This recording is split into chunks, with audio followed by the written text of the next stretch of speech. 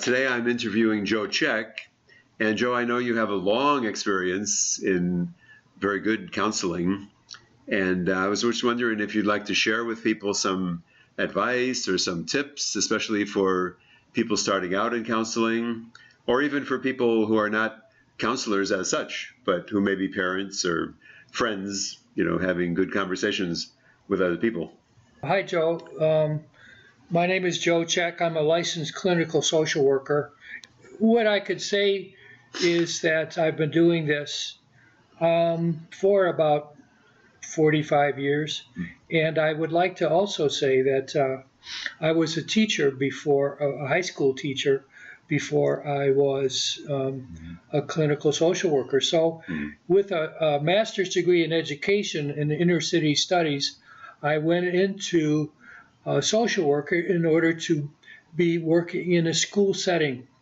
And I specifically then became prepared to work with students who had disabilities, especially emotional and behavioral disabilities. And that's what I focused on eventually, and I did continue to do that. And while I did that, I also developed. Oh, and this is my cat, Bootsy. I did that while I developed a small clinical practice of psychotherapy, which I did privately in an office. My job is not to answer the questions or tell them what to do. My goal is to listen very carefully to what the person comes to me about. Why are they coming? And what brought them to me? And what are they seeking to do? And this is the basis for my work.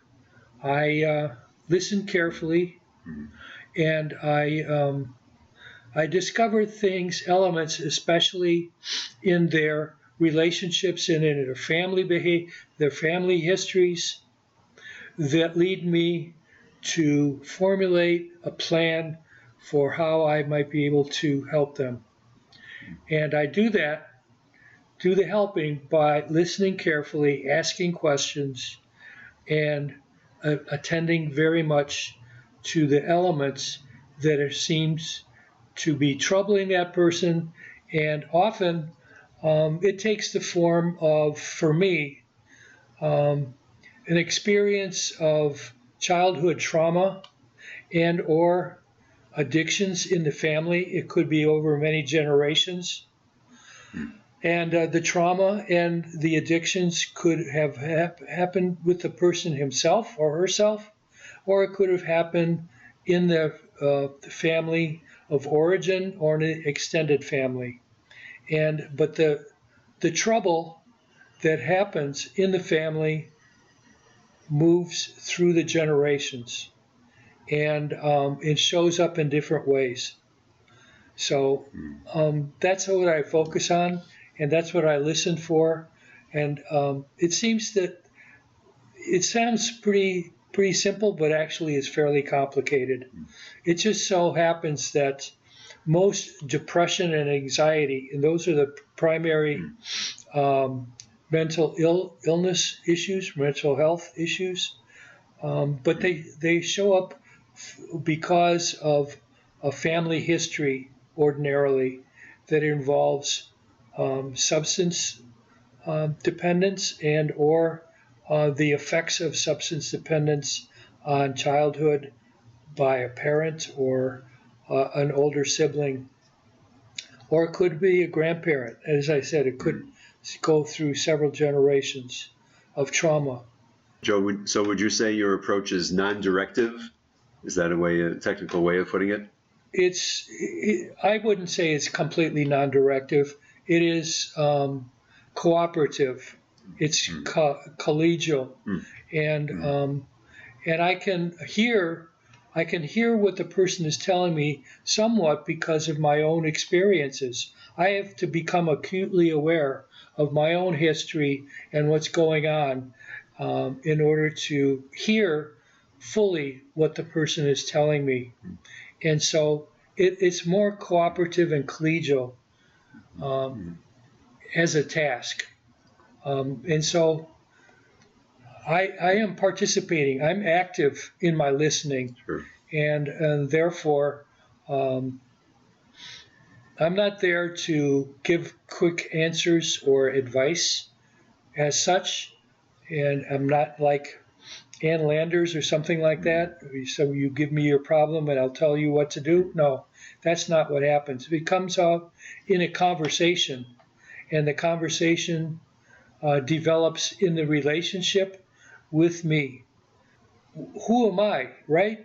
Who am I to listen to that person and respond to them? I am a person who is developing a relationship with the person who's coming for help. And they're also helping me help them at the same time. And I'm seeing how the relationships that that person is in interacts with what's going on between us as well. So after listening intently and carefully, do you feel free after a while to make a suggestion or to suggest that the person reflect on something that you've found in the person's narrative? Well, I might summarize what we've been talking about and find out what the person thinks about my summary. And am I on the right track for what's been troubling that person or what's coming up in their life right now? And I have to check with them because that person is the boss, not me. That person is in Sure. charge. And Yeah. I'm cooperating with that person, and we work out of a kind of a contract between the two of us. Do you feel that just the act of listening carefully and caring, expressing care for the person, that in itself is helpful to the person? That Yes, somebody is very caring, somebody's listening to him or her? yes, it is. It's very important, and it is the essential element, especially if the myself being the listener, that I'm taking into account what I'm hearing, and I have to listen for what the situation is that the person is describing to me, and I have to be able to understand it pretty fully right away. So that comes from a lot of experience I've had, as well as a lot of knowledge of family systems, um, developmental stages in life, and interactions within families and in relationships and with friends, where the person lives, their racial, cultural, historical background, and how that's interacting on an even now basis, not just in the past, but how the past is functioning now in the present, and especially traumas and the impact of traumas. These are things that could be really bad, terrible experiences, but have influenced the person and the family greatly. What you've touched on just in the last few minutes is you might say, the external, social, societal, or familial factors that affect a person deeply. Would you like to go into that a little more with regard to, let's say, a child who grows up in a family where addiction is a problem, or somebody who faces racism from the very beginning of their lives? Yeah, sure.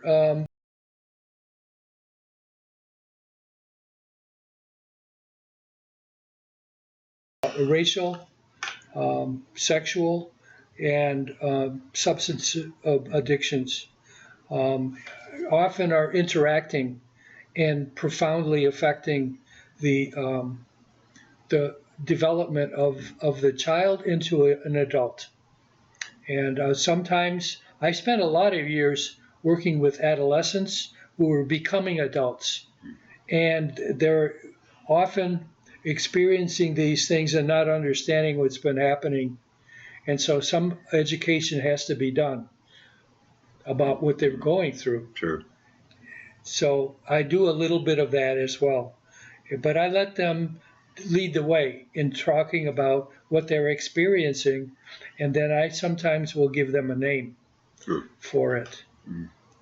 and how that might help them to appreciate what they're going through. And also, it may give hope because I also talk about what recovery could be like.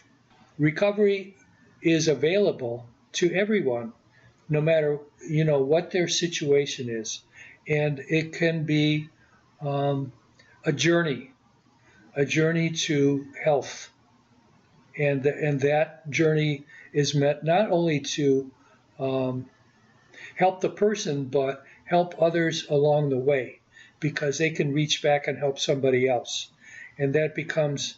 I am very aware of how mutuality in terms of helping is very powerful. Mm. And I've discovered that myself, and that is a major hallmark of the work I do. Mm. And so I'm always listening carefully for the names of friends, dear friends, and family members that are really important, key, essential to a person. Mm. Because out of those relationships, a lot of love can be healing. And I focus on the positive in that sense, and not ignoring the negative, like the traumas and the hurt and distortions that come about. All of that's true, and I'm very aware of it. But I'm also looking for the good, the sharing, the love that is also there, and try to get underneath that and help promote that, because what I'm looking for is that in the person. I want to promote and help them develop and grow more of that. Do you feel that, let's say, growing up in a family where addiction is a serious problem for the adults, that has an especially harmful effect on the child? Oh, absolutely. It's but It's direct. It's immediate. yes, it's immediate and also long-standing into adulthood. I sometimes have encountered people in old age who are just now addressing the long-term effects of this kind of history in their story. Where do you find people getting the strength of self, the some confidence, some belief that they are lovable, if they've had a constant uh, series of experiences of rejection, and not only rejection, but even violence and abuse being done to them? Where do they find that inner strength? They have to find it in their story, in their experience, because they've also experienced love. It may be covered over, but it's in there. Mm. Otherwise, they wouldn't have come to me. What prompted Yeah. the person to seek me for help, or anyone? There's a basis for that. Yeah. They come voluntarily because Mm. there's some spark of love in that's happened in their life, and I want to get behind that and look for it, and I help emphasize that. Mm. Yeah, it's in there. Yeah. What would be a major mistake, or the major mistakes that young counselors or clinical social workers would make when they come out of training and start working with clients? Well, there are two things I want to say about that. First, and I had to learn these things myself. First is that when you immerse yourself in the problems of a person who comes to you needing help, don't try to quickly give them a quick answer. You have to wait and see what emerges. And then if you hear it and you hear it together, then you can talk about it, and it can then become part of the work that you do together. The other thing is that a person, especially a young counselor, may have had some trauma themselves, and they need to learn how to take care of themselves. They have to have self-care, and it's a major part. Otherwise, they will burn out and they will become ineffective. Mhm. So self-care is really important. And sometimes they're taught to get good supervision early on from a caring person who can help them take care of themselves. And that's a good thing. And that's something that I have done in my own practice. I've been able to be useful to others that way too. Have you found personally that some days when you might, or weeks, a certain week when you might hear a series of very sad stories of the how people have suffered, and you find that affecting yourself sometimes, your own mood? It can interact with experiences and mood that I'm having anyway, and it can make them harder to deal with. And so consequently, I have good backup myself. I have people to talk to, a person especially that I talk to on a regular basis to find out. And then having said that, I've become more aware by sharing it that I can attend to it myself. It's called supervision, but it's also called collaboration and friendship. Support, mutual support. Right, mutual support. People. Right. How would you apply some of these principles that you just said, some of the ways you relate to people and talk with people, to just ordinary interactions, not necessarily professional person with others, but just in terms of good conversation, helpful conversation with friends or in a family, let's say in people discussing things in a family? Well, I've had occasion to have a discussion, especially after my wife passed away, with other long family members who I had not had long conversations, and I reached out to share what had been going on, and some of those relationships deepened very much and became very important to both of us. But it would be some of the same things. Listen, be a good listener, listen to the other person, which shows care and respect Right, but for that person. I'm not be functioning. Too, I'm not functioning in a professional way. My Right. professional characteristics and traits show up because that's who I am. Right. I've integrated them into my personality, and so they show up. But that's not why I'm there. Right. Before we close, I would like to say that I myself have been a longtime member of Al-Anon.